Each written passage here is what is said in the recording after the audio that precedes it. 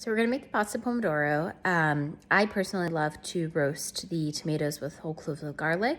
I've showed this to you once before, the tomato confit, but it's super simple and it adds so much more depth of flavor. So I have like 1.5 containers of small tomatoes, grape and cherry, I think, tomatoes.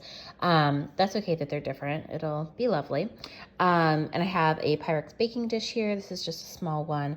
And I'm peeling off the cloves of garlic. So I'm using my garlic peeler here. So basically you just put a clove of garlic inside and you run your hand across it and then out pops, there we go, a clove of garlic that's peeled. So I'm going to peel off the rest of that garlic, and look at how beautiful that color is. Love that. And then just our cast of characters, we have olive oil, salt, pepper, and Italian seasoning. And I'll show you how to put it together. So in the baking dish, we have the tomatoes, we have the olive oil, garlic, salt, pepper, and Italian seasoning. So I'm just going to give that a mix through.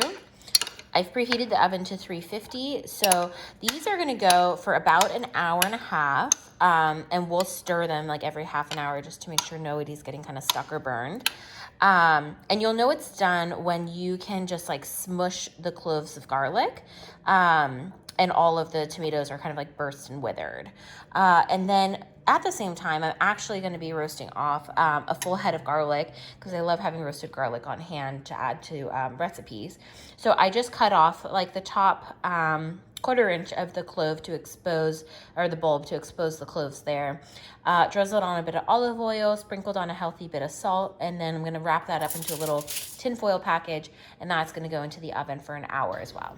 All right, this is absolutely a thing of beauty. These are the tomato confit with the garlic in there, and it has infused this olive oil so beautifully, and all of the tomatoes are broken down. So you can see as I smash this garlic, it is all the way roasted through. So I'm going to go through and smash all of these cloves and just incorporate it all together, and then we'll make our pasta. So I have a pot of water that is salted coming to a boil for our pasta, and then I have a very finely diced half of an onion in 2 tablespoons of olive oil, and I'm just going to gently saute those down until they're translucent, and then we'll go ahead and add in our confit tomatoes with garlic. I added in 3/4 cup of our confit tomatoes, and as I'm taking them out of the oil, I'm kind of like pulling the spoon to the side so I'm not getting excess amount of olive oil in this. So I get mostly just the tomatoes and the garlic. And I've added in a 1/4 teaspoon of red pepper flakes for a little bit of a kick.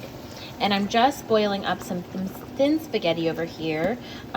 You'll use whatever pasta you have on hand, but I like to have the longer strands with a pomodoro.